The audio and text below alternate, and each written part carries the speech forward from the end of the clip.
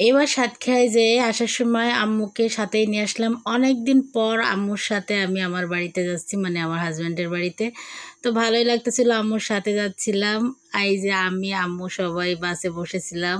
তো বাসায় এসে আম্মুর জন্য একটু কিছু রান্না করতে হবে, সেটাই তো স্বাভাবিক। তো এই রান্নাটা ছিল আম্মু যাওয়ার দিন, মানে আমার ভাই আসছিল, তো আম্মু চলে যাবে, তো ভাবছিলাম একটু ছোটোখাটো আয়োজন হয়ে যাক। আসসালামু আলাইকুম, আমি ঝর্ণা আক্তার চলে আসলাম আবারও ছোট্ট একটি রান্নার ব্লগ নিয়ে, সাথে আমার আম্মুকে নিয়ে কিছু কথা। তো যাই হোক, আম্মুর জন্য আমি মানে যেদিন যাবে ওই দিন এর মধ্যে রান্না করছি, খাওয়াইছি, বাট ওই দিন ভাই আসবে, একটু স্পেশাল স্পেশাল কিছু থাকবে। তো গরুর মাংস ছিল, ওটা ভিজাই দিলাম। আর এইখানে আমি মাছের ডিমগুলা ভালো মতো ওখান থেকে যে শিরা এগুলো থাকে ভালো করে ঘেটে সেই শিরাগুলো বের করে নিলাম। এটা আমি আলু ভাজার সাথে দিয়ে দিব। আমি আলু ভাজা করলে এভাবেই করি। আসলে আমার মাছের ডিম দিয়ে আলু ভাজা অনেক মজা লাগে এবং গেস্টরাও অনেক পছন্দ করে। তো আমি এটা মানে করেই থাকি আর কি। তো আমি আলু ভাজার সঙ্গে ওটা মিক্সার করে দিয়ে দিলাম। আসলে আম্মুর কথা কি বলবো, আম্মুরাই তো সবসময় রান্না করে, আর আমার আম্মুর রান্না ছাড়া আমার কারোর রান্নাই ভালো লাগতো না, কখনো কারোর রান্না খাইতাম না। আর এখন আমার রান্না, বোনের রান্না, আম্মুর রান্নাই, তিনটা রান্নাই বেশি ভালো লাগে। তো এভাবেই আস্তে আস্তে এখানে এসে এখানে আমার ননদের রান্না ভালো লাগে, মানে এরকমই হয়, মেয়েদের জীবন এরকমই। তো মায়েরা তো সবসময় রান্না করে খাওয়ায়। তো আজকে ভাবলাম যে আমি একটু আম্মুকে ভালো মতো রান্না করে খাওয়াই, মানে সবসময় খাওয়াই, তারপর আজকে একটু অন্যরকমভাবে ইচ্ছা হয়েছিল। আর আমার আম্মু তো মানে কিছু করতে দিতে চায় না, আর আমি কখনো কাজ করি নাই, হঠাৎ কাজ করলে আম্মুরও কষ্ট লাগে। তো আমি এখানে গরুর মাংসগুলো কষাই নিচ্ছিলাম, ওটা গরুর মাংসটা বসাই দিয়ে এখানে আমি আমার 3 তলার ফার্মের মুরগি, মানে মোরগ ছিল, সেটা জবাই দিয়েছিলাম।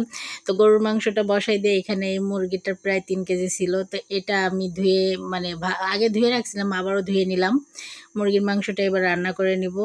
আর আমার ভাই যেহেতু পোলাও বিরিয়ানি বেশি পছন্দ করে, তো আজকে বিভিন্ন রকম আইটেম, এই জন্য আমি সাথে পোলাও দিচ্ছি, পোলাও করতেছি আর কি। তো তার জন্য পেঁয়াজ বেরেস্তা করে নিতেছিলাম। ইচ্ছে ছিল বিরিয়ানি করব, মানে মোরগ দিয়ে। তা আমার আম্মু বলতেছে বিরিয়ানি আম্মুর অতটা পছন্দ না, তাই পোলাও করছিলাম। ব্রেস্তাটা আমার রেডি হয়ে গেছে, চাউলগুলো ভেজে নিচ্ছিলাম তেলে। তো আমি কিন্তু ডালডা বা ঘি ইউজ করি না, যেহেতু আমার ফ্যাটি আর আমার হাজব্যান্ড হার্টের সমস্যা আছে এজন্য। তো আমি সয়াবিন তেল দিয়েই করে থাকি।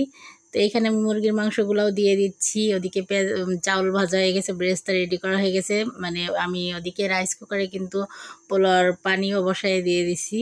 আসলে একসাথে আমি 3টা রান্না করতেছিলাম এখানে, একটা এই যে মুরগির মাংস, একটা মানে ভাত, আর একটা ভাজি।